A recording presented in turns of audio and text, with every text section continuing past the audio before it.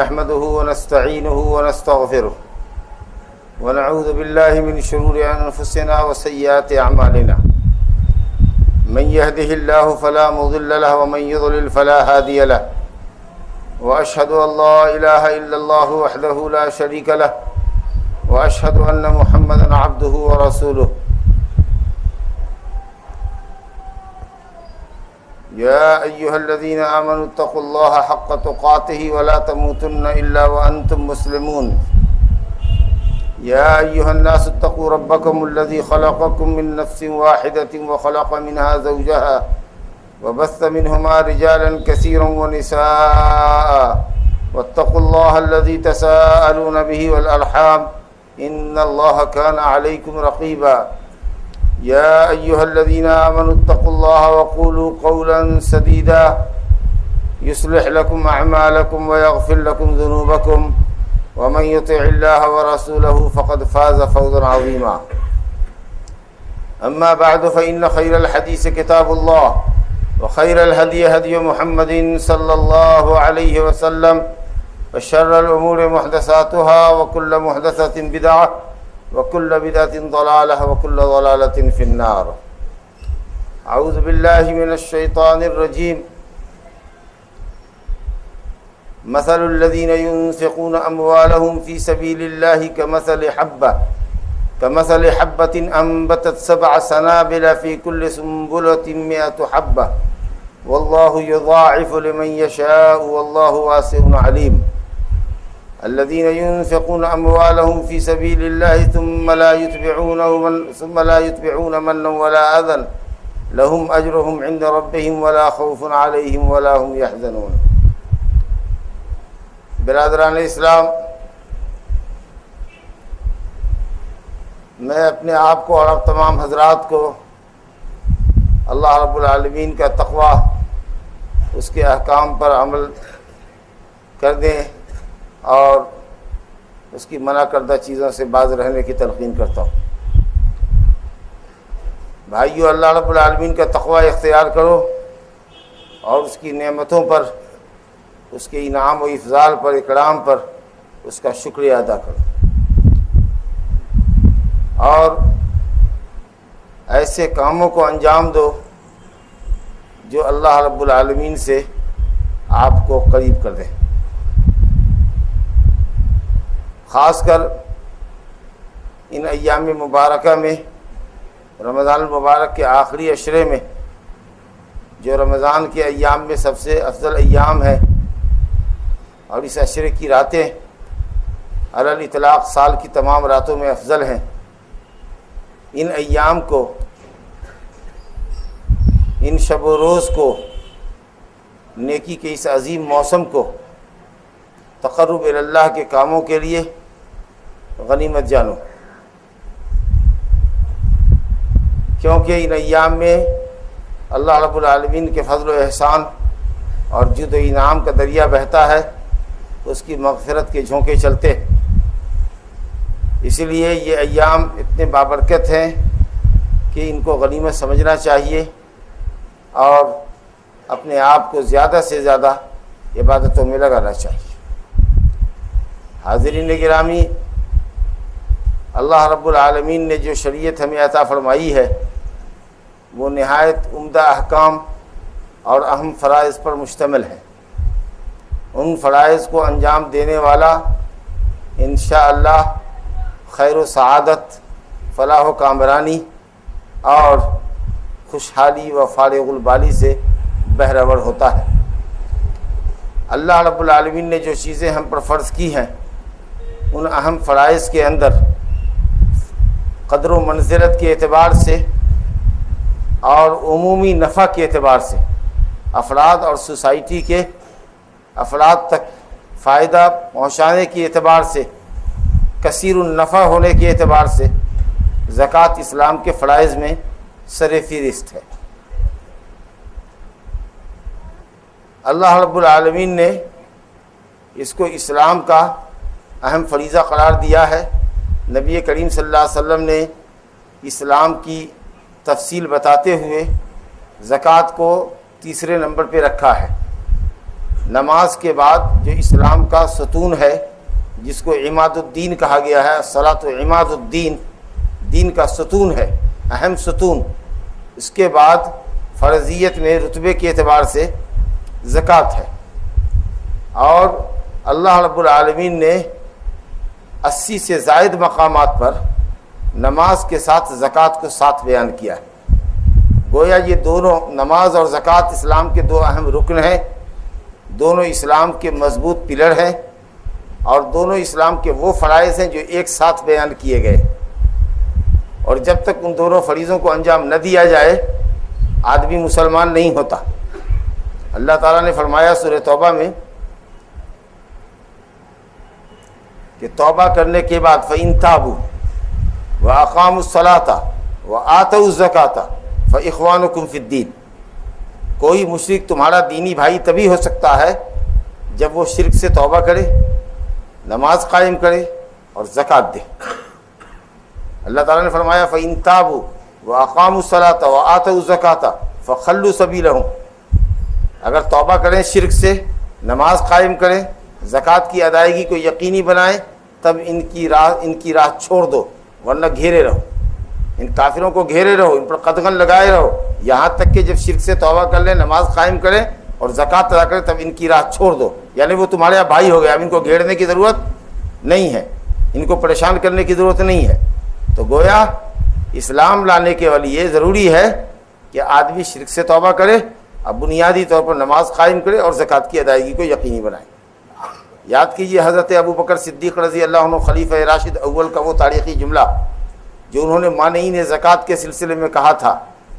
حضرت عمر فاروق رضی اللہ عنہ نے اعتراض بھی کیا کہ یہ لوگ کلمہ پڑھتے ہیں صرف زکوٰۃ نہیں دیتے، تو آپ ان سے کیوں قتال کریں گے؟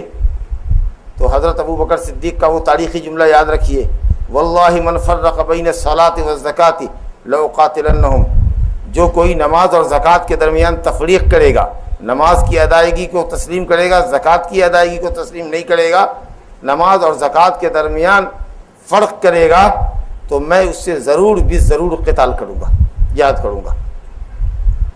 اور انہوں نے استدلال میں پیش کیا کہ اللہ کے نبی نے فرمایا ہے کہ جو کلمہ پڑھتا ہے، من قال لا الہ الا اللہ واشہد من شہد اللہ الہ الا رسول اللہ، تو اس میں فرمایا آپ نے کہ اس نے اپنی جان کو اپنے مال کو محفوظ کر لیا، الا بحق الاسلام، مگر اسلام کے کسی حق کا انکار کرنے کے سبب۔ اور کیا زکوٰۃ اسلام کا حق ہمارے مال پر نہیں ہے؟ تو حضرت عمر فاروق رضی اللہ عنہ کو اطمینان ہو گیا، جبکہ وہاں روایت حضرت عبداللہ بن عمر سے واضح تھی کہ جو کوئی اشہد ان لا الہ الا اللہ واشہد ان رسول کی گواہی دے، وہ یقیم الصلاۃ و یؤتی الزکوٰۃ، امرت ان اقاتل الناس، مجھے قتال کرنے کا حکم دیا گیا ہے ان لوگوں سے جو اللہ کو نہیں مانتے، یہاں تک کہ وہ اللہ کی وحدانیت کی گواہی دیں، رسول کی رسالت کی گواہی دیں، وہ یقیم الصلاۃ و یؤتی الزکوٰۃ، نماز قائم کریں اور زکوٰۃ دیں، تب جا کر کے ان سے قتال نہیں کرنے کا ہے۔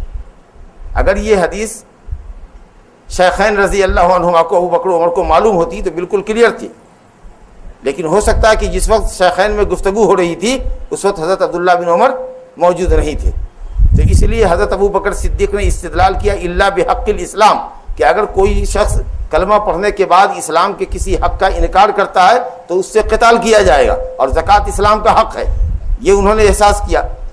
لیکن ماشاءاللہ وہاں کلیئر روایت بھی دوسرے صحابی کے پاس، حضرت عبداللہ بن عمر کے پاس تھی، جو اس وقت ان دونوں شیخین کے نگاہ میں نہیں تھی، جس میں تو نبی صلی اللہ علیہ وسلم نے کلیئر کہا کہ مجھے قتال کرنے کا حکم دیا گیا ہے تا وقت کہ لوگ کلمہ پڑھیں، اللہ کی وحدانیت میری رسالت کی گواہی دیں، اور نماز قائم کریں اور زکوٰۃ دیں، جب تک اتنا نہیں کرتے اس وقت تک مجھے ان سے قتال کرنا ہے۔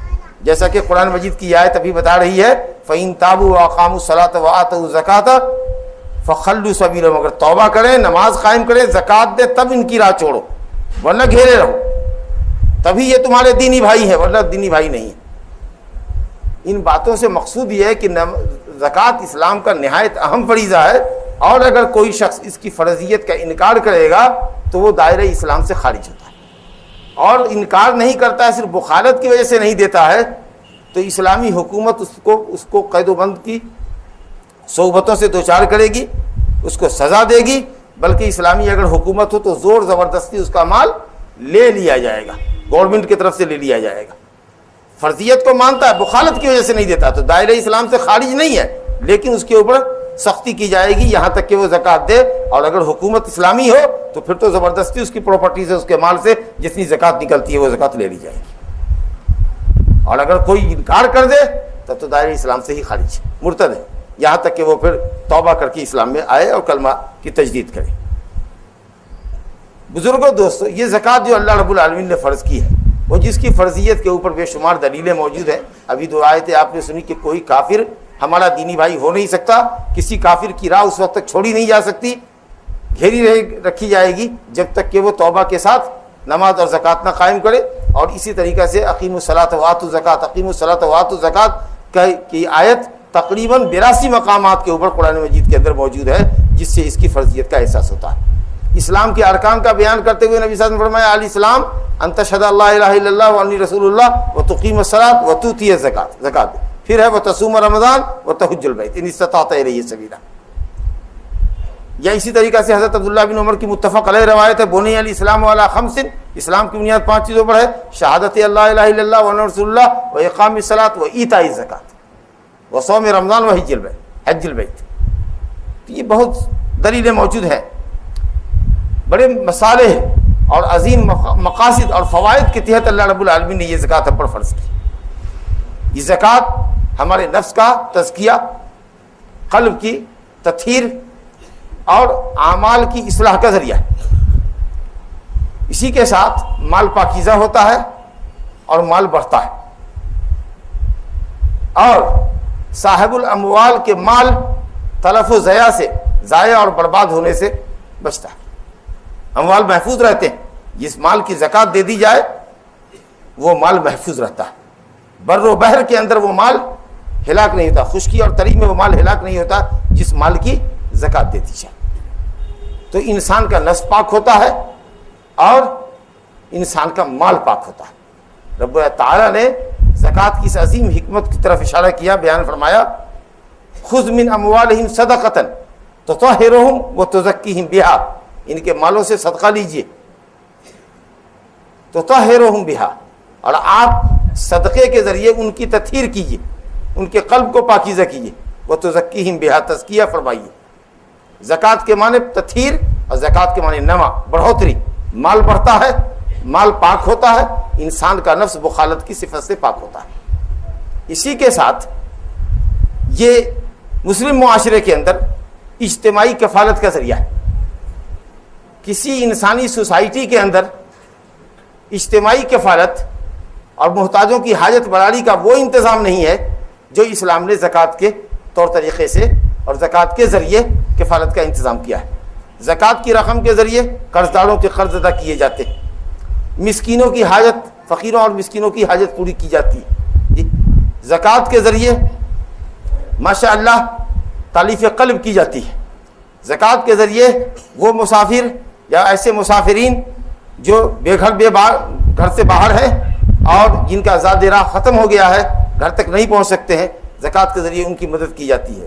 اسی طریقے سے مجاہدین فی سبیل اللہ کی تجہیز, یعنی ان کی تیاری, ان کے لیے آلات جہاد خریدنے کا کام کیا جاتا ہے.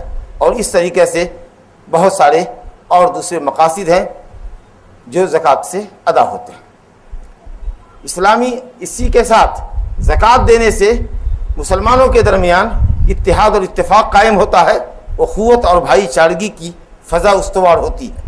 اسلام کے ذرّی دور کے اندر, اسلام کے ذرّی دور میں, ترقی یافتہ دور میں, اسلام کے روشن دور میں, اسلام کے روشن دور میں کیفیت یہ تھی کہ جب لوگوں نے زکوٰۃ پر عمل کیا, اسلام کے نظام زکوٰۃ پر شرعی طریقے پر عمل کیا اور دوسرے فرائض اسلام کو ادا کیا, تو ماشاء اللہ مسلمانوں کے درمیان الفت اور محبت کی فضا قائم تھی. اسلام غالب تھا اور اسلامی عدالت کا جھنڈا لہراتا تھا. اور زکوٰۃ دینے کی برکت کی وجہ سے, مالوں کی صحیح زکوٰۃ دینے کی وجہ سے ایسا دور بھی اسلامی تاریخ کے اندر گزرا ہے کہ مال والوں کو بمشکل ہی زکوٰۃ کے مستحقین ملتے تھے جن کو وہ زکوٰۃ ادا کر سکیں, کیونکہ ساری زکوٰتیں نکل جانے کے بعد لوگ ماشاء اللہ محتاج نہیں رہے اور وہ زکوٰۃ سے بہت حد تک بے نیاز ہو گئے. تو ایسا بھی دور آیا ہے. آج بھی پورے وثوق اور یقین کے ساتھ یہ بات کہی جا سکتی ہے کہ اگر اصحاب الاموال جن کو اللہ تعالیٰ نے مال و دولت سے نوازا ہے، اگر وہ اپنے مالوں کی صحیح زکوٰۃ ادا کر دیں اور اس کے ڈسٹریبیوشن کا، اس کی تقسیم کا بہت معقول انتظام ہو، اور وہ زکوٰۃ ایماندار لوگوں کے ہاتھ میں جائے اور وہ مستحقین کو سمجھ کر کے اور اس کے مدات میں اگر صحیح طریقے سے خرچ کریں، تو میں سمجھتا ہوں کہ آج بھی کوئی فقیر اور مسکین آپ کو نہیں ملے گا، اور ہر آدمی کے پاس اتنی رقم سال بھر کے لیے ہو جائے گی جس سے وہ اپنی اور اپنے بال بچوں کی کفالت کا انتظام کر سکے. یہ اتنا زبردست انتظام ہے. پہلے کے مقابلے میں ماشاءاللہ اسلامی ملکوں کے اندر دولت کی بہت بہتات ہے، اور پہلے کے مقابلے میں غیر اسلامی ملکوں کے اندر بھی یا جمہوری ملکوں میں جہاں ہم رہتے ہیں، آپ اندازہ کیجیے اس وقت لوگوں کے پاس روپے کی ریل پیل ہے. 10 20 سال 25 سال پہلے شہر کے مسلمانوں کا کیا حال تھا، آج لوگوں کے پاس کتنے پیسے ہیں. تو آپ کو اندازہ یہ ہوگا کہ اس وقت تو پہلے سے زیادہ لوگوں کے پاس پیسے آ گئے، اور ماشاءاللہ اکثر لوگ کھاتے پیتے خوشحال ہیں، کسی نہ کسی ذریعے سے کچھ کما لیتے ہیں. تو محتاجین اس کے مقابلے میں کم ہیں. اگر زکوٰۃ کا سسٹم صحیح ہو جائے اور لوگ ایمانداری کے ساتھ ایک ایک پیسے کا حساب کر کے، اپنے مال کا حساب کر کے زکوٰۃ دے دیں، نقدی کا، زیورات کا، کاروبار کا، بلڈنگوں کا، جو ان کے تجارتی بلڈنگ ہیں یا کرائے جو آتے ہیں، یا پیداواری زمین سے جو پیداوار نکلتی ہے، یا جو لوگ مویشی پالتے ہیں وہ اپنی مویشیوں سے، جو کاروباری حضرات ہیں وہ اپنی دکان کے ایک ایک سامان سوئی دھاگے تک کی قیمت کو جوڑ کر کے اگر نوٹ کریں اور اس میں جتنی زکوٰۃ نکلتی ہے اگر وہ زکوٰۃ دے دیں اور امانت دار ہاتھوں تک زکوٰۃ چلی جائے، تو میں پورے یقین کے ساتھ کہتا ہوں کہ مسلم معاشرے سے فقر و مسکنت کا اور غربت کا خاتمہ ہو جائے گا. میرے بھائیوں، اس لیے ضروری ہے کہ اس کو زکوٰۃ کو تاوان نہ سمجھا جائے، اس کو اللہ رب العالمین کے فضل و احسان کی شکر گزاری سمجھی جائے جو اس نے مال کی شکل میں مالداروں کو دی ہے، اور وہ خوشی بخوشی زکوٰۃ ادا کر دیں اور محتاجوں اور مسکینوں تک پہنچانے کا اہتمام کریں. رب العالمین نے زبردست فضیلت بتائی ہے اس کی. قرآن مجید میں اللہ نے ارشاد فرمایا، سورہ بقرہ کی آیت میں نے تلاوت کی تھی، مثل الذین ينفقون اموالهم فی سبیل اللہ کمثل حبۃ انبتت سبع سنابل الی آخر الآیہ. ان لوگوں کی مثال جو اللہ کے راستے میں خرچ کرتے ہیں، ان کی مثال ایک دانے کی ہے جو زمین میں بویا جائے، اللہ کے فضل سے وہ پودا نکلے اور پھر وہ پودا بالیوں والا ہو. ایک پودے کے اندر 7 بالیاں ہوں اور ہر بالی میں 100 دانہ. گویا کہ ایک دانے سے 100 دانہ، ایک دانے سے 100 دانہ، گویا 700 گنا. ایک دانے سے 100 دانہ ہوا اور ایسی 7 بالیاں ہوئی تو 700 دانے ہوئے. گویا کہ انفاق فی سبیل اللہ، اللہ کے راستے میں خرچ کرنے کا ثواب 700 گنا تک ہوا. اور اس کے بعد بھی اللہ نے کہا واللہ یضاعف لمن یشاء، 700 گنا 100. یہ کسی بھی عمل کا سب سے زیادہ ثواب ہے جو مقرر ہے. اور اس کے بعد بھی اگر اللہ تعالیٰ حسن نیت دیکھتا ہے کسی کی تو اللہ فرماتا ہے واللہ یضاعف لمن یشاء، اللہ تعالیٰ جس کو چاہتا ہے 700 سے بھی آگے دیتا ہے. ویسے عام طریقے سے نیکیوں کا ثواب کم سے کم 10 گنا اور زیادہ سے زیادہ 700 گنا ہے. عبادتوں کے اندر صرف روزہ ایک واحد بندگی ہے جس کا ثواب اللہ نے متعین اور محدود نہیں کیا، کہا اس کو ہم پر چھوڑ دو، ہم جو چاہیں گے دیں گے، اور کتنا دیں گے اس کا تم اندازہ نہیں کر سکتے. گویا وہ بے حساب ہے، وہ بے حساب ہے، کیونکہ اگر 700 ہوتی تو وہ ان نیکیوں میں داخل ہو جاتی. گویا 700 ہی نہیں، بہت زیادہ جس کا آپ اندازہ نہیں کر سکتے. تو عبادتوں میں صرف ایک روزہ ہے جس کا ثواب اللہ نے متعین نہیں کیا، ان لمٹ ثواب. اتنا ثواب ہے کہ ہمارا تصور بھی وہاں تک نہیں جا سکتا. اتنا ثواب ہے رب العالمین کے یہاں روزے دار کا. لیکن روزے کے علاوہ جو نیکیاں ہیں ان نیکیوں کا ثواب کم سے کم 10 گنا. من جاء بالحسنۃ فلہ عشر امثالھا، جو ایک نیکی کرتا ہے 10 گنا ثواب پائے گا کم سے کم، اور زیادہ سے زیادہ 700 گنا پائے گا. اور انفاق فی سبیل اللہ کی اس آیت میں اللہ نے فرمایا واللہ یضاعف لمن یشاء، اللہ رب العالمین جس بندے کو چاہتا ہے اس کے ثواب میں اور مضاعفت کرتا ہے، بڑھوتری کرتا ہے جو خوش دلی سے دیتا ہے. لیکن ضروری یہ ہے کہ اس کو اللہ کا فرض سمجھ کر ادا کیا جائے، مال کا شکرانہ سمجھ کر ادا کیا جائے، اور خوش دلی سے ادا کیا جائے، اور بلا کم و کاست ادا کیا جائے، صحیح حساب کر کے دیا جائے. اور دینے کے وقت کوئی استعلا نہ ہو، کوئی تکبر نہ ہو، غریبوں پر احسان نہ ہو، ان کو اذیت پہنچانا مقصود نہ ہو. الذین ينفقون اموالهم فی سبیل اللہ ثم لا یتبعون منا ولا اذى، اللہ کے راستے میں خرچ کرتے ہیں اور جس محتاج اور مسکین کو دیتے ہیں یا جس مدرسے کو دیتے ہیں اس کے اوپر دھونس نہیں جماتے، احسان نہیں جماتے، یا جس کو دیتے ہیں اس کو اذیت نہیں پہنچاتے، جلی کٹی باتیں نہیں سناتے. کہتے نہیں بے شرم، تمہیں شرم نہیں آتی، میں نے تم کو فلاں موقع پر رقم دی تھی، زکوٰۃ کی رقم دی تھی، 10,000 روپے سے ہم نے تمہارا تعاون کیا تھا. ارے وہ تو اللہ کا مال تھا, وہ اللہ کا مال تھا, آپ پر واجب اور فرض تھا, وہ تو دینا ہی دینا تھا آپ کا. تو رب العالمین فرماتا ہے کہ کیوں ایسا کرتے ہو کہ مال کی زکات دیتے ہو اور پھر احسان جتاتے ہو اور اپنے ثواب کو باطل کرتے ہو. جو لوگ خوش دلی سے مال کی زکات دیتے ہیں, احسان نہیں جتاتے, جن کو دیتے ہیں ان کو اذیت نہیں پہنچاتے, جلی کٹی نہیں سناتے, گالی گلوچ نہیں بکتے, تو انہی کے لیے اللہ رب العالمین فرماتا ہے کہ ایسے لوگوں کے لیے بہت اللہ کے ہاں ثواب ہے. کوئی حزن و ملال نہیں ہے, کوئی خوف نہیں ہے, نہ ان کو ماضی کا غم کرنا ہے نہ مستقبل کا خوف کرنا ہے. گویا اللہ رب العالمین نے ان کے لیے زبردست فضیلت بتائی. اور اس کے برخلاف اگر کوئی شخص زکوٰۃ دیتا ہے, احسان جتاتا ہے یا ریاکاری کرتا ہے, دکھاوے کے لیے کرتا ہے, تو گویا کہ وہ اپنے صدقات کو باطل کرتا ہے. میرے بھائیو بزرگوں دوستو, یہ اللہ کا حق ہے, اس میں بخارت کرنے والے کے لیے, کمی کرنے والے کے لیے سخت وعید ہے. آپ جانتے ہیں وہ مشہور آیت, والذین یکنزون الذهب والفضة ولا ينفقونها في سبيل الله فبشرهم بعذاب أليم يوم يحمى عليها في نار جهنم فتكوى بها جباههم وجنوبهم وظهورهم هذا ما كنزتم لأنفسكم فذوقوا ما كنتم تكنزون. جو لوگ سونا اور چاندی کو کنز کرتے ہیں, خزانہ کر کے رکھتے ہیں, اس کی زکوٰۃ نہیں ادا کرتے. ماشاءاللہ اگر زکوٰۃ ادا کر دی جائے تو زکوٰۃ ادا کرنے کے بعد اگر کسی کے پاس کنٹل بھر سونا اور چاندی ہے تو بھی کیا فرق نہیں پڑتا, لیکن جب تک زکوٰۃ نہیں دیتے اس وقت تک وہ قرض ہوتا ہے. زکوٰۃ دینے کے بعد قرض نہیں رہتا. تو جو لوگ سونے اور چاندی کو قرض کر کے رکھتے ہیں یعنی زکوٰۃ نہیں دیتے. ولا ينفقونها, ہاں مؤنث کی ضمیر ایک کی طرف لوٹایا فضہ کی طرف, لیکن مراد ہے چاندی اور سونا دونوں. کبھی کبھی مفرد کی ضمیر لائی جاتی ہے لیکن مراد ہوتا ہے معطوف معطوف والے دونوں. تو کہا ولا ينفقونها, اس کو خرچ نہیں کرتے, چاندی کو, مطلب صرف چاندی کو نہیں, چاندی اور سونا دونوں کو, کیونکہ ذکر آیا والذین یکنزون الذهب والفضة, اور ضمیر لا رہا ہے اللہ تعالیٰ ولا ينفقونها فضہ کی طرف. تو صرف چاندی نہیں خرچ کرنے کا, سونا اور چاندی دونوں کا ذکر ہے. مطلب یہ ہے کہ جس کو اللہ نے سونا اور چاندی دیا ہے, دونوں میں سے اگر وہ زکوٰۃ نہیں دیتا ہے, قرض کر کے رکھتا ہے, فبشرهم بعذاب علیم, تو اس کو دردناک عذاب کی بشارت دے دیجیے. یہ بھی قرآن کا ایک انداز ہے. عام طریقے سے بشارت کا لفظ خوشی کے لیے استعمال ہوتا ہے, رب العالمین نے یہاں عذاب کے لیے استعمال کیا ہے. تو عربی زبان کے اندر کبھی کبھی یہ لفظ بشارت اکثر تو خوشی کے لیے استعمال ہوتا ہے, لیکن کبھی کبھی عذاب علیم کے لیے بھی استعمال ہوتا ہے. اب بعض علماء نے کہا مجازن استعمال کیا گیا ہے, ٹھٹھا مذاق کے طور پر. کیا ان کو بشارت دے تو دردناک عذاب کی, یہ بشارت اچھی چیز کی دی جاتی ہے کہ خراب چیز کی دی جاتی ہے؟ لیکن الحمدللہ صحیح قول یہ کہ قرآن میں مجاز نہیں ہے, ہر لفظ اپنے حقیقی معنی میں ہے, مجازی معنی نہیں ہے. قرآن مجاز سے پاک ہے. تو یہ معنی ہم کریں کہ بشارت کا لفظ اکثر خوشی کے موقع پر استعمال ہوتا ہے, لیکن کبھی کبھار تکلیف کے لیے بھی استعمال ہوتا ہے, جو اللہ نے یہاں استعمال کیا. کہا فبشرهم بعذاب, دردناک عذاب کی ان کو بشارت دو. یوم یحمى علیہا فی نار جہنم, اللہ اکبر, جس دن ان کے سیم و زر پر سونے اور چاندی کے اوپر آگ رکھ کر کے سونے چاندی کو تپایا جائے گا. جو چیز نیچے ہوتی ہے, آگ اس کے اوپر ہوتی ہے, تو نیچے کی چیز کافی گرم اور تپ جاتی ہے.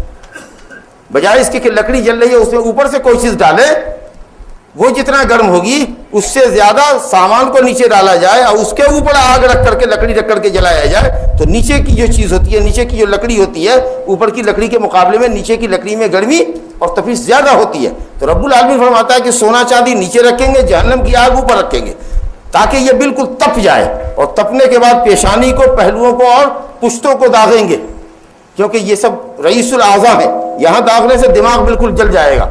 دائیں پسلیوں کی طرف داغیں گے, کلیجی, تلی, جتنی کچھ چیزیں آرگنس ہیں, نازک اعضاء ہے باڈی کے اندر, وہ جل جائیں گے. پیٹھ کی طرف سے داغیں گے تو قلب پیٹھ سے قریب ہوتا ہے, اسی لیے قلب جل بھن کر کے راکھ ہو جائے گا. اور بعض اہل علم نے کہا کہ بخیلوں کی عادت ہوتی ہے جب ان سے کچھ مال مانگو اللہ کے راستے میں خرچ کے لیے, تو پہلے پیشانی پہ بل پڑتا ہے, سوچنے لگتے ہیں, پھر ذرا کروٹ بدلتے ہیں اور اس کے بعد پیٹھ دکھا کر چل جاتے ہیں. تو اس طریقے سے جیسے جیسے بخیلوں کا تیور ہوتا ہے, پہلے پیشانی پہ بل پڑتا ہے, پھر کروٹ لیتے ہیں, پہلو بدلتے ہیں, اور اس کے بعد کچھ دکھا کر چلے جاتے ہیں, ویسے ہی اللہ تعالیٰ ان کے مقامات کو داغے گا. فبشرهم بعذاب یوم یحمى علیہا فی نار جہنم فتکوی بہا جباہہم وجنوبہم وظہورہم ھذا ما کنزتم لانفسکم. اللہ کہے گا یہی وہ سیم و زر ہے, یہ سونا چاندی ہے جس کو تم اپنے لیے خزانہ بنا کر کے رکھتے تھے. فذوقوا ما کنتم تکنزون, اپنے خزانہ جمع کرنے کا مزہ چکھو. اور صحیح بخاری کے اندر روایت ہے, نبی صلی اللہ علیہ وسلم نے فرمایا کہ کوئی بھی سونا اور چاندی والا جو اپنے مال کی زکوٰۃ نہیں دیتا، کوئی بھی شخص جو اپنے مال کو کنز بنا کر رکھتا ہے زکوٰۃ نہیں دیتا ہے، اللہ رب العالمین اس کے مال کو قیامت کے دن نہایت خطرناک گنجا سانپ بنا دے گا، جس کے زہر سے بال اس کے اڑ چکے ہوں گے۔ بال کیا ہوتا ہے؟ رواں ہوتا ہے، یا سر کے اوپر جو چمڑا ہوتا ہے باریک سا وہ اڑ جاتا ہے جی، اور دو نقطے ہوں گے، سیاہ نقطے ہوں گے اس کے آنکھ کے اوپر، جس سے اس کی خوفناکی ظاہر ہو رہی ہوگی جی۔ یا اسی طریقے سے یہ کہہ لیجئے کہ اس کے گلپھڑے سے جھاگ نکل رہا ہوگا زہر کا، اور وہ اس کو گلے میں لٹکا دیا جائے گا، وہ اس کے دونوں گلپھڑوں کو پکڑے گا، چیرے گا اور یہ کہے گا انا مالک لا کنزک، انا مالک لا کنزک، میں تیرا مال ہوں، میں تیرا خزانہ ہوں۔ اور نبی صلی اللہ علیہ وسلم نے حدیث کی تلاوت کے بعد، حدیث بیان کرنے کے بعد فرمایا ولا يحسبن الذين يبخلون بما آتاهم الله من فضله هو خيرا لهم بل هو شر لهم۔ جن کو اللہ نے مال دیا ہے وہ بخالت کر کے یہ نہ سمجھے کہ وہ اچھا کر رہے ہیں، وہ بہت برا کر رہے ہیں۔ سيطوقون ما بخلوا به يوم القيامة، جو وہ بخالت کر رہے ہیں وہ مال ان کے گلے کا طوق بنایا جائے گا، دیکھو سانپ بنا کر ڈالا جائے گا۔ تو اس طریقے سے سخت وعید آئی ہے ان لوگوں کی جن کے پاس مال ہے اور وہ مال کی زکوٰۃ نہیں دیتے ہیں۔ لہذا خوش دلی کے ساتھ، نیک نیتی کے ساتھ، اللہ رب العالمین کی اطاعت سمجھ کر، حسن نیت کے ساتھ اس فریضے کو مسلمانوں کو چاہیے کہ ادا کریں اور مستحقین تک پہنچائیں۔ بزرگوں، دوستو، آپ جانتے ہیں کہ زکوٰۃ ہمارے یہاں مالوں میں، متعدد مالوں میں ہوتی ہے۔ تفصیل میں جانے کا موقع نہیں، خطبہ جمعہ کا تفصیل کا متحمل نہیں ہے۔ جو پیداواری زمین سے جو پیداوار ہوتی ہے اس میں زکوٰۃ ہوتی ہے۔ اسی طریقے سے مویشیوں کے اندر جو مویشی ہوتے ہیں خرید و فروخت کے واسطے، تو ان کے اندر زکوٰۃ ہوتی ہے۔ یا پھر اسی طریقے سے سونے چاندی یا کاغذی نوٹ جو کرنسی نوٹ ہیں ان کے اوپر زکوٰۃ واجب ہوتی ہے جی۔ اب وہ اس کو آپ چاہے سونے کو جس شکل میں رکھیں، بسکٹ بنا کر کے رکھیں، یا عورتیں زیور بنا کر کے رکھیں، استعمال کے زیوروں میں بھی زکوٰۃ ہے۔ کچھ علماء کے نزدیک کہتے ہیں استعمال کے زیوروں میں زکوٰۃ نہیں ہے، لیکن انشاءاللہ صحیح قول راجح قول یہ ہے کہ سونے کے اندر، چاندی کے اندر زکوٰۃ ہے، چاہے وہ کسی بھی شکل میں موجود ہو، بسکٹ کی شکل میں ہو، زیور کی شکل میں ہو۔ عام مسند احمد اور سنن میں روایت ہے کہ ایک خاتون اپنے بچوں کے ساتھ آئی مانگنے کے لیے حضرت عائشہ رضی اللہ عنہ کے پاس، وفی ید ابنتہا، اور اس کی بیٹی کے ہاتھ میں سونے کے 2 موٹے کنگن تھے۔ آپ صلی اللہ علیہ وسلم نے فرمایا تم اس کا زکوٰۃ دیتی ہو؟ کہا نہیں۔ کہا تو کیا یہ بات پسند ہے کہ اللہ رب العالمین ان 2 کنگنوں کے عوض آپ کے 2 کنگن پہنائے؟ بس اتنا کہنا تھا کہ اس خاتون نے اس کو کنگن کو اٹھایا اور کہا ہما للہ و رسولہ، یہ اللہ اور اس کے رسول کے لیے میں صدقہ کرتی ہوں، ایسا زیور نہیں رکھنے کا جو ہمارے لیے زہر بن جائے۔ تو یہ مفہوم نہیں ہے کہ آپ تمام اپنے زیورات خیرات کر دیں، مقصود یہ ہے کہ زیور کی زکوٰۃ ہے۔ 85 گرام یا 90 گرام سونا اگر کسی کے پاس ہے تو اس میں زکوٰۃ ہے 2.5%۔ 100 گرام میں 2.5 گرام کے اعتبار سے عورتیں اپنے مالوں کی زکوٰۃ نکالیں جو ان کے پاس زیورات موجود ہیں۔ لیکن اگر 85 یا 90 گرام سونا نہیں ہے یا 600 گرام چاندی بھی نہیں ہے، اس سے کم ہے، تو الحمدللہ زکوٰۃ واجب نہیں ہوتا۔ کسی کے پاس بسکٹ ہے، اس نے اپنی ضرورت کے لیے رکھا ہوا ہے، اگر 90 گرام ہے اس کے پاس، اس میں اس کو دینا ہے 2.25 گرام سونا، اس کی زکوٰۃ واجب ہے، اس کو دینا ہوگا۔ جب 90 گرام سے کم آ جائے گا زکوٰۃ نہیں ہوگی۔ ہوتا کیا ہے کہ ہم سونے کی زکوٰۃ پیسوں میں دیتے ہیں، نتیجہ یہ ہوتا ہے کہ وہ 90 گرام جو اس سال تھا وہ اگلے سال بھی 90 ہی ہے، اس کے بعد والے سال میں بھی 90 ہے، کیونکہ زکوٰۃ تو آپ پیسے سے دے رہے، سونا تو کاٹ کاٹ کر کے دے نہیں رہے۔ نتیجہ یہ ہے کہ 90 کا 90 90 کا 90 ہر سال رہتا ہے، زکوٰۃ اس پہ ہر سال آتی ہے۔ لیکن اگر اسی 90 گرام سے ہم 2.25 گرام نکال دیتے ہیں، الحمدللہ اس کے بعد کبھی زکوٰۃ آپ پر واجب نہیں ہوتی۔ لیکن لوگ روپے پیسے سے نکالتے ہیں، زکوٰۃ اس سے واجب ہوتی چلی جاتی ہے۔ تو یہ بات سمجھنے کی ہے، کیونکہ اگر آپ روپے پیسے رکھتے تو روپے پیسے کی زکوٰۃ آپ کو الگ لگتی، سونے کی زکوٰۃ ایک مرتبہ لگتی، لیکن سونا جوں کا تو ہے، روپے سے زکوٰۃ دے رہے ہیں تو پھر آپ کی زکوٰۃ سونے میں رکھتی چلی جائے گی۔ میرے بھائیوں، بہت سے لوگوں کے کاروبار میں شیئر میں پیسے لگاتے ہیں، وہ لوگ مسئلے پوچھتے ہیں، میرے 10 لاکھ انویسٹ ہیں، کسی کمپنی کو دیا، سیمنٹ والی کمپنی کو، بجلی کی کمپنی کو، ریلائنس کو، اس کو، یہ سمجھ کر کے کہ جس میں سودی کاروبار بیسیکلی نہیں ہے۔ اگر آپ دیتے ہیں 10 لاکھ روپے اس میں لگاتے ہیں، اس سے جو منافع آتا ہے اس منافع پر آپ کی زکوٰۃ ہوتی ہے، 10 لاکھ پہ نہیں، کیونکہ وہ انویسٹ کیا ہوا ہے آپ کا، وہاں سے پیسے آ رہے ہیں، جیسے زمین ہے، زمین سے غلہ نکل رہا ہے۔ لیکن اگر آپ پراپرٹی ڈیلنگ کرتے ہیں، 4 آدمی مل کر کے 1 کروڑ کی زمین لیا ہوا ہے، تو 1 کروڑ روپے کے اوپر زکوٰۃ لگے گی آپ کی، اور اگلے سال اگر اس زمین کا ویلو 2 کروڑ ہو جائے گا اور سب کے 50 لاکھ روپے لگے ہوئے ہیں، تو 2 کروڑ کے اوپر یعنی 50 لاکھ کے اوپر آپ کی زکوٰۃ لگے گی۔ اگر وہ 10 لاکھ انویسٹ کیے ہوئے ہیں جہاں سے آپ کو فائدے مل رہے ہیں، ہر مہینے یا ہر 6 مہینے پر آپ کو ریٹرن اس کا آ رہا ہے، کاروبار میں روپیہ لگا ہوا ہے، تو جو روپیہ لگا ہوا ہے استثمار میں فائدے لینے کے لیے اس میں زکوٰۃ نہیں ہے، اس کے فائدے میں ہے. لیکن اگر آپ کے پیسے کہیں محفوظ ہے، بینک میں ہے، تو ماشاءاللہ زکوٰۃ اس پہ لگے گی آپ کو. اور اگر بلڈنگ بنائے ہوئے ہیں خریدنے اور بیچنے کے لیے، اس کی پوری قیمت پر زکوٰۃ لگے گی. کرائے کی بلڈنگ ہے، اس سے جو کرایہ آتا ہے سال بھر کے اخراجات کے بعد رقم بچتی ہے، اور کم سے کم 600 گرام چاندی کی قیمت بچ رہی ہے، تو اس پہ زکوٰۃ واجب ہوتی ہے. تو مسائل کو سمجھنا چاہیے. اسی طریقے سے جن لوگوں کے پاس کاروبار ہے، وہ کاروبار کا بالکل حساب کریں. میں نے کہا نا کہ سوئی سے دھاگے تک کا انتظام کریں، اس کو ایکوریٹ لکھیں اور دیکھیں کہ صاحب وہ 600 گرام چاندی کی قیمت کو پہنچا کہ نہیں. مثال کے طور پر اگر 600 گرام چاندی کی قیمت اس وقت اگر آپ یہ سمجھ لیجئے کہ صاحب 50,000 ہے یا 60,000 روپے ہے، اگر اتنے کا کاروبار ہے آپ کا تو زکوٰۃ لگے گی. ورنہ اگر چاندی کا نصاب جو 600 گرام ہے اتنی قیمت کی بھی اگر آپ کے پاس تجارت نہیں ہے تو الحمدللہ زکوٰۃ واجب نہیں ہے. لیکن 600 گرام چاندی یا اس کے ابو اگر آپ کا کاروبار ہے تو کاروبار کا حساب کیجیے. کچھ لوگ کہتے ہیں مولوی صاحب کاروبار تو کرتے ہیں لیکن اس میں ہمارے قرض بھی ہیں. تو اگر قرض تھا آپ کا یا آپ کے پاس محفوظ رقم 2 لاکھ روپے کی ہے، اس پہ زکوٰۃ پڑ رہا ہے 5,000 روپیہ آپ کو لگ رہا ہے، لیکن ہے کیا کہ آپ کے اوپر 50,000 روپے کا قرض ہے جو آپ نے ادا نہیں کیا ہے. تو آپ نے کیوں نہیں ادا کیا؟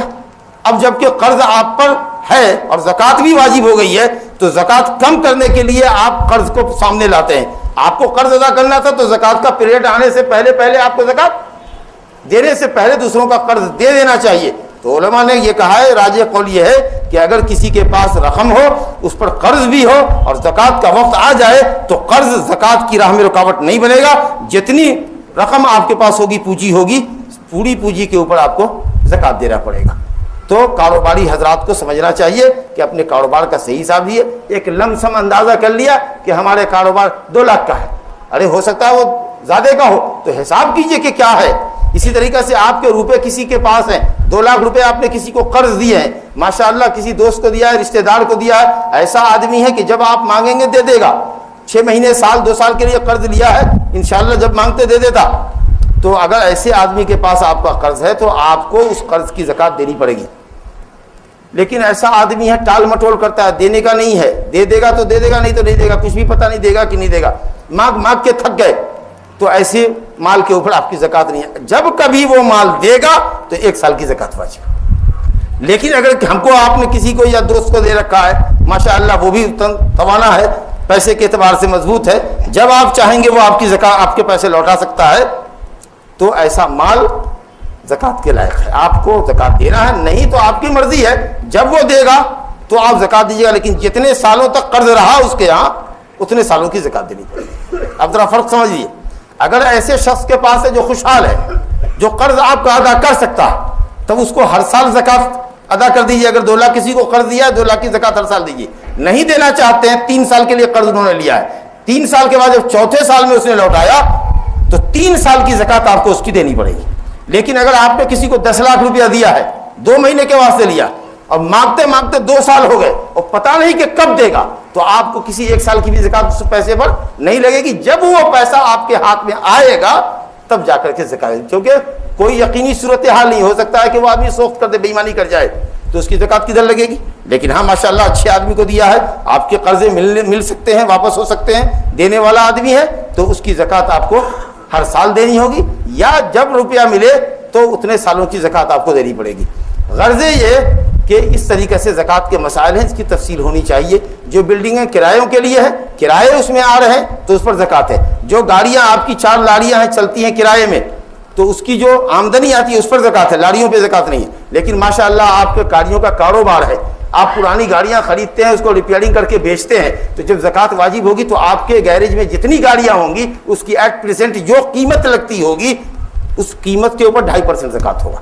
لیکن اگر 10 گاڑیاں ہیں اور 10 گاڑیاں کرائے پہ چل رہی ہیں تو کرائے سے جو رقم آ رہی ہے اس کے اوپر سال گزرنے سے ہوگا. 10 بلڈنگ ہے، 10 بلڈنگ کرائے پہ لگی ہوئی ہے تو کرائے کی آمدنی پر سال گزرنے سے زکوٰۃ ہوگا. لیکن 10 بلڈنگ بنا کر کے بیچنے کے واسطے رکھے تو 10 بلڈنگ کی جو قیمت ایٹ پریزنٹ ہوگی، ابھی اس وقت جو قیمت ہوگی اس قیمت پر زکوٰۃ ہوگی. تو لوگ بہت بے اعتدالی کرتے ہیں. آپ اندازہ کیجئے کہ اگر اس حساب سے زکوٰۃ نکالی جائے اور ہر آدمی ایکوریٹ اپنا حساب نکالے زکوٰۃ کا، تو الحمدللہ اتنی بڑی رقم موجود ہو جائے گی کہ مسلم معاشرے کے تمام مسائل انشاءاللہ حل ہو جائیں گے.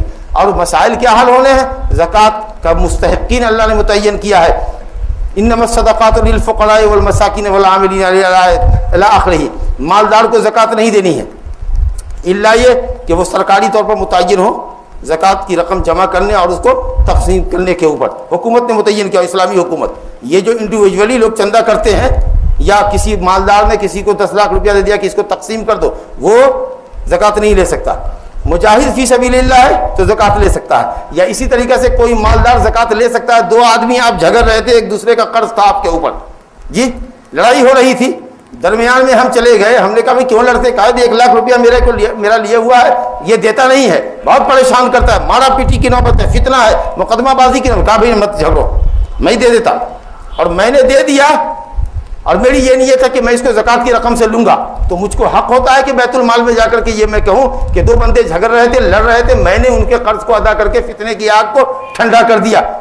قبیصہ الہلالی نے کہا کہ یا رسول اللہ انی تحملت حمالتن، میں نے ایک آدمی کا بوجھ اپنے سر پر لے لیا، لڑ رہے تھے انہوں، اس کے بعد میں نے قرض لے لیا اپنے سر پر، میں نے ادا کر دیا۔ آپ نے کہا گھبراؤ نہیں، میرے پاس زکوٰۃ کی رقم آتی میں دے دیتا، الحمدللہ۔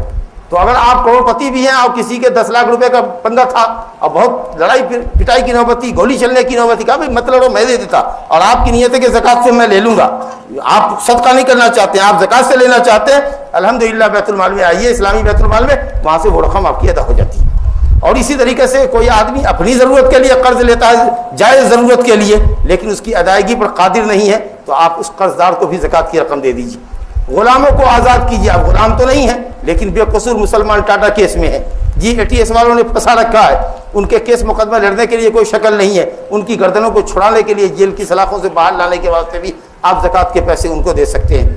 اسی طریقے سے زکوٰۃ فی سبیل اللہ ہے، فی سبیل اللہ تو اصل میں جہاد فی سبیل اللہ ہے، لیکن آج کل دعوتی کاموں کے اندر پمفلیٹ کے اندر، اشتہارات کے اندر، بک اور بکلیٹ وغیرہ جو دعوتی کام چیزیں ہیں، دعوتی نوعیت کی چیزیں ہیں، ان کے اندر آپ زکوٰۃ کی رقم کو استعمال کر سکتے ہیں۔ کوئی مسافر ہے، لاکھ پتی کروڑ پتی ہے، جی لیکن سفر میں آیا حیدرآباد، اس کا سامان لٹ گیا، اب اس کے پاس پیسے نہیں ہے جانے کو، گھر سے اس کے جاننے والے یہاں ہیں، وہ چاہے تو قرض لے سکتا ہے، لیکن وہ قرض لینا نہیں چاہتا۔ اگر آپ کے پاس آتا ہے، کہتا ہے میں مسافر ہوں، میں لٹ گیا ہوں، میرے پاس جانے کو کرایہ نہیں ہے، تو آپ اس کو کرایے کی رقم اور راستے کے خرچ زکوٰۃ کی رقم سے دے دیجیے۔ اس طریقے سے مسلم معاشرے کے مسائل ہوتے ہیں، یہ در حقیقت تؤخذ من اغنیائہم وترد الی فقرائہم، آپ کے مالداروں سے لے کر آپ کے ہی معاشرے کے، مسلم معاشرے کے فقیروں اور محتاجوں پر رقم لوٹائی جاتی ہے، جی تو اس سے گویا کہ تکافل اجتماعی کفالت ہوتی ہے، مسلم معاشرے کے اندر خوشحالی آتی ہے، اتحاد و اتفاق آتا ہے،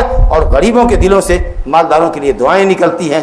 لہٰذا اس فریضے کو اللہ رب العالمین کا فریضہ، مصلحت پر مبنی فریضہ سمجھ کر قبول کیجئے، خوش دلی سے اپنے مالوں کی زکوٰۃ دیجئے۔ مالداروں کے اوپر مال میں زکوٰۃ ہے 2.5%، جی 2.5% زکوٰۃ ہے، مال اللہ نے دیا ہے 2.5%، تمام اخراجات کے بعد آپ کے پاس جو رقم بچتی ہے اس میں 2.5%، 97 روپے 100 میں 97 آپ کی ضرورت کے لیے اللہ پاک چھوڑتا ہے، آپ کے پاس صرف 2.5 روپے لیتا ہے، اتنی قلیل رقم لیتا ہے جس سے آپ کی مالداری متاثر نہیں ہو اور غریبوں کی حاجت بھی پوری ہو جائے۔ گویا بہت مال سے اللہ تھوڑا مال لیتا ہے، اس لیے اس کو خوش دلی سے ادا کیجیے۔ دعا ہے کہ اللہ رب العالمین ہمیں اور آپ کو اپنے فرائض پر، اپنے احکام شریعت پر خوشی بخوشی، نیک نیتی کے ساتھ، اطاعت کے جذبے سے ادا کرنے کی توفیق عطا فرمائے، اور اللہ رب العالمین ان مبارک ایام کو جن سے ہم گزر رہے ہیں، اللہ تعالیٰ اس کے شب و روز سے ہمیں زیادہ سے زیادہ فائدہ حاصل کرنے، زیادہ سے زیادہ نیکیاں بٹورنے اور اپنی عاقبت کو سنوارنے کی اللہ تعالیٰ ہم سب مردوں کو، عورتوں کو توفیق اچھی عطا فرمائے۔ انہ تعالیٰ سمیع مجیب، صلی اللہ وسلم وبارک علی نبینا محمد وآلہ وصحبہ اجمعین۔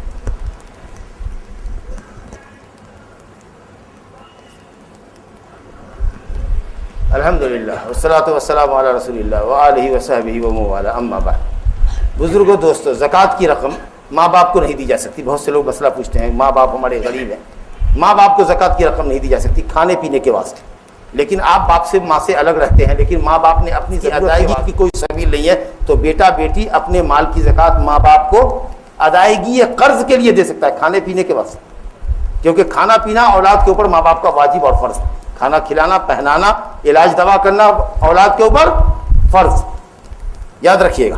تو زکوٰۃ کھانے پینے کے لیے نہیں، لیکن ہاں اگر والد مقروض ہیں تو آپ اس کے قرض کی ادائیگی، ان کے قرض کی ادائیگی زکوٰۃ کی رقم سے کر سکتے ہیں۔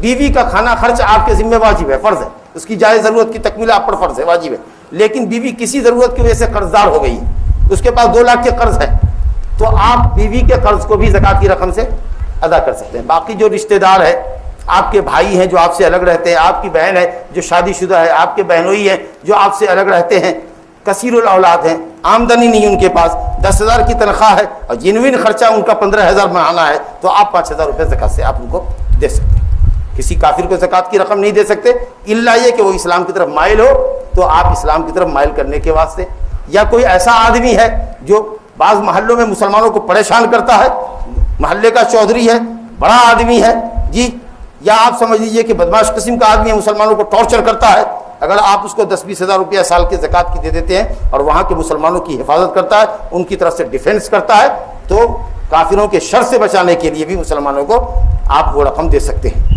یا اسی طریقے سے کوئی آدمی مسلمان ہوا لیکن کمزور ایمان کا ہے، اگر زکوٰۃ کی رقم نہیں دیں گے تو ہو سکتا ہے کہ ڈائیورٹ ہو جائے، تو اگر ایسا خاص کے رئیس آدمی ہے، ذمہ دار آدمی ہے، قبیلے کا سردار ہے، تو اس کو زکوٰۃ کی رقم دو تاکہ وہ اسلام پہ رہے اور اس کا قبیلہ اسلام پہ رہے۔ تو اس طریقے سے اسلام میں قوانین ہیں کہ جو بچے آپ کے الگ ہیں، جو بیٹی آپ کی شادی شدہ ہے، آپ اس کو زکوٰۃ کی رقم دیجیے۔ علماء نے کہا بیٹی کے ہاتھ میں نہ دے کے داماد کے ہاتھ میں دے دیجیے، اچھا ہے۔ اور اگر بیوی مالدار ہے اور شوہر غریب ہے اور بیوی کے پاس بڑی پراپرٹی ہے، تو بیوی اپنے مال کی زکوٰۃ اپنے شوہر کو دے سکتی ہے، آپ نہیں دے سکتے، کیونکہ بیوی پر شوہر کا خرچ واجب نہیں ہے، شوہر پر بیوی کا خرچ ہے، تو خرچ کے لیے آپ ان کو زکوٰۃ نہیں دے سکتے بیوی کو، ہاں قرضوں کی ادائیگی میں دے سکتے ہیں، لیکن وہ آپ کو زکوٰۃ دے سکتی ہے۔ حضرت زینب ثقفیہ جو حضرت عبداللہ بن مسعود کی بیوی تھی، ان کے پاس زیورات تھے، ان کے یہاں زکوٰۃ نکلتی تھی، تو ابن مسعود رضی اللہ عنہ نے کہا کہ تم کس کو زکوٰۃ دیتی ہو؟ ہم اور ہمارے بچے تمہارے زیور کی زکوٰۃ کے زیادہ مستحق ہیں۔ وہ خاتون نبی صلی اللہ علیہ وسلم کی خدمت میں آئی اور انہوں نے کہا کہ ایسا ایسا میرے شوہر کرتے ہیں، آپ نے کہا بالکل عبداللہ نے صحیح کہا، تمہاری زکوٰۃ کا مستحق تمہارا شوہر اور تمہارا بیٹا ہے۔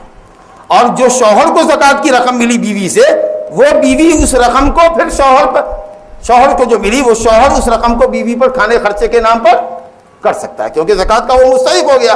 اب وہ جو بیوی کو دے رہا ہے وہ خرچ دے رہا ہے، ماہانہ خرچ دے رہا ہے۔ تو الحمدللہ اسلام کے اندر تفاصیل ہے۔ اکثر لوگ پوچھتے ہیں، ابھی ایک صاحب کا آیا کہ بیٹی اپنے باپ کو سود دینا چاہتی، یہ زکوٰۃ دینا چاہتی، کیا حکم ہے؟ باپ اپنی بیٹی کو دینا چاہتا ہے جو شادی شدہ ہے، الحمدللہ، تو اس میں اسلام کے اصول اور قوانین ہیں اور اس کی پوری تفصیل آئی ہے، تو زکوٰۃ کے جو مستحقین ہیں ان کو سمجھنا چاہیے۔ اور زکوٰۃ دینے والے کی ایک ذمہ داری یہ بھی بنتی ہے کہ وہ زکوٰۃ دے تو سمجھ کے دے کہ کون اس کا مستحق ہے یا نہیں ہے۔ جی تم کماتے ہو، تمہاری تجارت ہے یا تنخواہ ہے، تمہاری ضرورت کے لیے ہے، نہیں دے سکتے، لیکن مان لو کہ ایک آدمی سوٹ بوٹ میں آیا ہے، اچھے لباس میں آیا ہے، اور تم اس کی حقیقت نہیں جانتے ہو، کہیں باہر کا رہنے والا ہے، اور وہ کہتا ہے کہ مجھے زکوٰۃ کی رقم دو، میں اس کا مستحق ہوں، تو آپ ظاہر ہے کہ اگر کشمیر کا ہے اور بہار کا ہے اور بنگال کا ہے، آپ اس کی تحقیق کہاں سے کریں گے؟ تو اگر وہ خود اپنے آپ کو پیش کر رہا ہے زکوٰۃ کی رقم لینے کے لیے، جو لوگوں کی میل کچیل ہے، تو آپ اس کو دے ڈالیے، لیکن آپ کی ذمہ داری ہے تحقیق کرنے کی۔ تحقیق کرنے کے بعد آپ کو لگا کہ ہاں یہ آدمی مستحق ہے، رات میں مثال کے طور پر آپ گئے مسجد میں، اندھیرا تھا یا ایسا، کوئی بوڑھا نظر آیا اور آپ نے 1 لاکھ روپے کی گڈی نکالی اور اس کو ہاتھ میں دے دیا، یہ کہا کر کہ زکوٰۃ کی رقم ہے، اور اس نے اس کو لے بھی لیا، آپ نے یہ سمجھ کر دیا کہ یہ محتاج ہوگا، لیکن وہ خود اپنے آپ میں مالدار تھا، آپ کی یہ اجتہادی غلطی ہو گئی، تو الحمدللہ آپ کی زکوٰۃ قبول ہو گئی۔ لیکن دیدہ دانستہ یہ سمجھ کے کہ کوئی مالدار ہے دے، اگر آپ اس کو دے رہے ہیں، یا جو مستحق کے زکوٰۃ نہیں ہے، کافر ہے، اسلام کی طرف رغبت نہیں رکھتا ہے، کئی کے واسطے اس کو زکوٰۃ دینا، لیکن آپ کافروں کو زکوٰۃ بانٹ رہے ہیں، مالداروں کو دے رہے ہیں، تو یہ زکوٰۃ آپ کی مقبول نہیں ہوگی۔ لہٰذا یہ بھی ذمہ داری آپ کی بنتی ہے کہ آپ یا تو امانت دار ہاتھوں میں سونپیے تاکہ وہ تحقیق کر کے دے دیں، یا نہیں تو پھر آپ تحقیق کیجئے اپنی حد تک، جہاں تک تحقیق نہیں ہوتی ہے، لا یکلف اللہ نفسا الا وسعها، اللہ تعالیٰ کسی کو وسعت سے زیادہ تکلیف نہیں دیتا۔ آئیے نبی صلی اللہ علیہ وسلم کو درود و سلام بھیجیں، کیونکہ اللہ اور اس کے فرشتے خود نبی صلی اللہ علیہ وسلم کو درود و سلام بھیجتے ہیں۔ رب تعالیٰ کا ارشاد ہے، ان اللہ وملائکتہ یصلون علی النبی یا ایھا الذین آمنوا صلوا علیہ وسلموا تسلیما۔ اور نبی صلی اللہ علیہ وسلم نے ارشاد فرمایا، من صلی علیہ مرۃ، جس نے ایک مرتبہ مجھ پر صلاۃ بھیجی، صلی اللہ علیہ بہا عشرہ، اللہ نے اس پر 10 مرتبہ صلاۃ بھیجی۔ اللهم صل على محمد وعلى ال محمد كما صليت على ابراهيم وعلى ال ابراهيم انك حميد مجيد اللهم بارك على محمد وعلى ال محمد كما باركت على ابراهيم وعلى ال ابراهيم انك حميد مجيد عباد الله رحمكم الله ان الله يأمر بالعدل والإحسان وإيتاء ذي القربى وينهى عن الفحشاء والمنكر والبغي یعظکم لعلکم تذکرون، اذکروا اللہ تعالی یذکرکم وادعوہ یستجب لکم ولذکر اللہ اعلی واکبر واللہ یعلم ما تصنعون۔